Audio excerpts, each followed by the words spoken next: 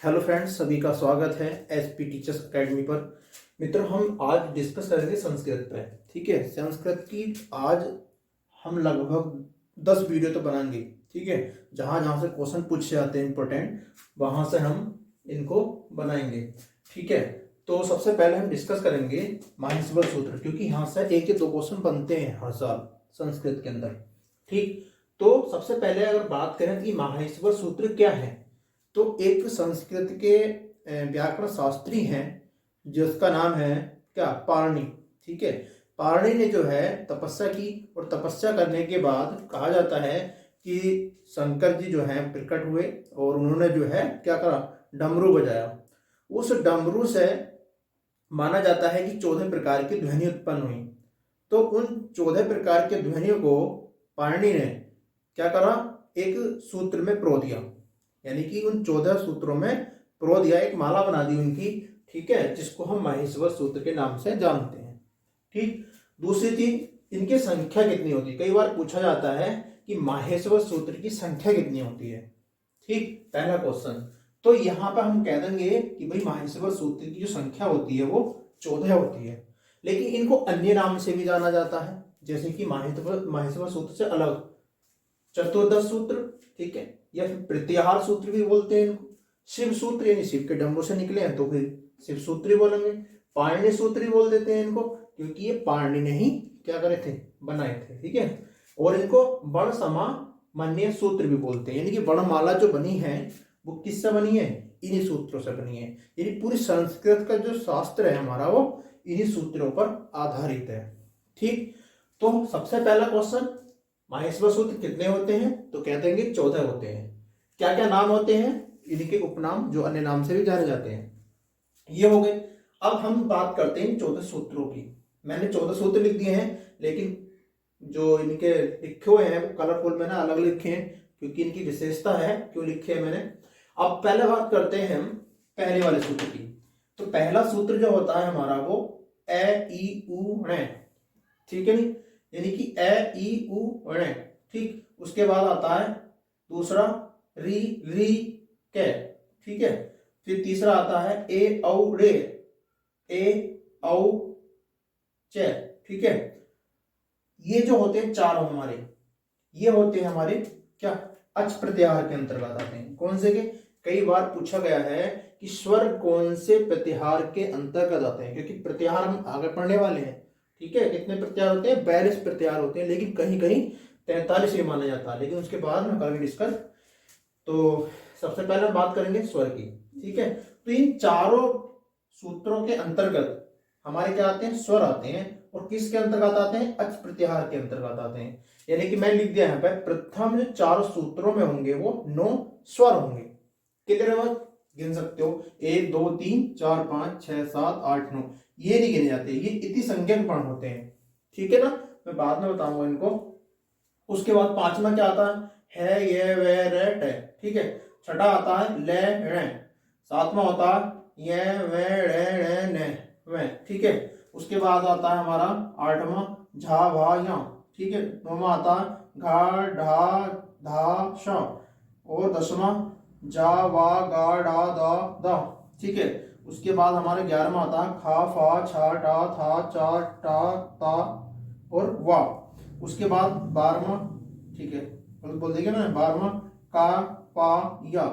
ठीक है, 13वां आता शा शा शा रा। उसके बाद आता हमारा 14वां हा और ला।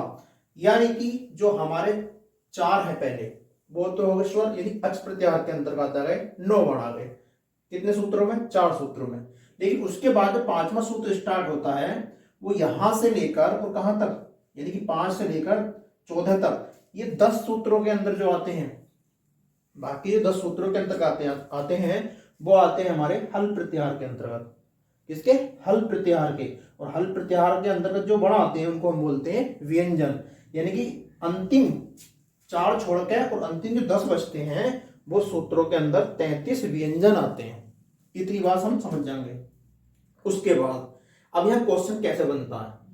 पहला क्वेश्चन हम जानते हैं कितनी संख्या होती है, 14 होती है। दूसरा क्वेश्चन सॉरी, ये बनता है कि इसको किस किस नाम से जाना जाता है। मैं लिख दिया स्पष्ट तरीके से। तीसरा क्वेश्चन पूछा जाता है कि जो हमारे 4 सूत्र हैं, ठीक है, 4 सूत्र हैं, वो किस प्रत्याहार के अंतर्गत आते हैं? तो अच प्रत्याहार के अंतर्गत आते हैं। ठीक है, क्या है इनके अंदर? स्वर है। कितने हैं स्वर? 9 स्वर हैं। कितने सूत्रों में है? 4 सूत्रों में। इस तरीके से पूछा जाएगा।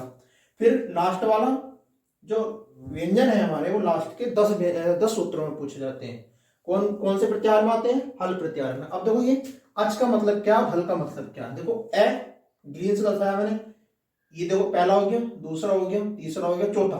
देखो पहले वाले का पहला वर्ण और चौथे वाले का लास्ट वाला, यानी इक संज्ञक इत संज्ञक जो वर्ण होगा ए च, तो अच से क्या बनेगा? स्वर बन गया। यानी कि इतने जो वर्ण होंगे हमारे इसके अंतर्गत जो आने हैं वो क्या होंगे? हमारे स्वर होंगे। कितने? 9। ठीक, उसके बाद हम 5वें की बात करते हैं। है से लेकर चलते हैं और कहां तक? ले तक। है से लेकर चलते हैं ले तक, तो है ला, तो हल यानी कि व्यंजन टोटल गिनेंगे तो कितने आएंगे हमारे? 33 व्यंजन आ जाएंगे। ठीक है ना। अब इसके बाद क्या होता है कि हमारी 7 जो मैंने ब्लैक कलर से बंद किया है, तो इसमें हम गढ़वाला में पढ़ेंगे आगे, मैं बाद में करूंगा, इसकी वीडियो बनाऊंगा। तो ये जो 1 2 3 4 5 वर्ण है हमारे, तो स्पर्श व्यंजन जो होते हैं उसकी जो लास्ट वाला यानी 5 में जो वर्ण होता है वो यही वाले होते हैं। तो कई बार पूछा भी गया है कि जो वर्णमाला के जो जिसको नासिक व्यंजन ही बोलते हैं, जो नाक के सहायता से बोले जाते हैं, तो वो कौन से प्रत्याहार के अंतर्गत, कौन सूत्र के अंतर्गत आते हैं? तो हम कह देंगे कौन सूत्र में आते हैं? 7वें सूत्र के अंतर्गत आते हैं। ठीक है ना। तो ये वाला पूछा जाता है। दूसरा ये पूछा जाता है कि इति संज्ञक वर्ण ऐसा कौन सा है जो 2 बार आता है माहेश्वर सूत्र में? तो यहां देख सकते हैं आप, ये वो क्या है? अण है। ठीक है ना, ये 2 बार पूछा जाता है। तो कई बार ये क्वेश्चन बना है एग्जाम में कि इति संज्ञक कौन सा वर्ण है जो 2 बार पूछा जाता है। ठीक है, कोई दे देगा, वो कैसा दे देगा? क्या दे देगा? डे दे देगा, च दे देगा, और क्या दे देगा? अण दे देगा। तो हमें बताना है इन चारों में से कौन सा वर्ण है जो 2 बार पूछा जाता है। तो कह देंगे क्या है? अण है, क्योंकि यहाँ पर पहले वाले में पूछा जा रहा है और कौन से वाले में पूछा जा रहा है? वो छठे वाले में पूछा जा रहा है। ठीक, सबसे ज्यादा बड़ा कौन से में आते हैं? 11वें वाले में दिख रहे हैं आप। ठीक है ना। उसके बाद एक वर्ण है हमारा, एक वर्ण है जो 2 बार पूछा जाता है। ठीक है, वो कौन सा है? तो कोई है यहाँ पे भी आया 5वें शुरू में, और क्या हो रहा है? 14 के शुरू में पहले पहले आ जाना।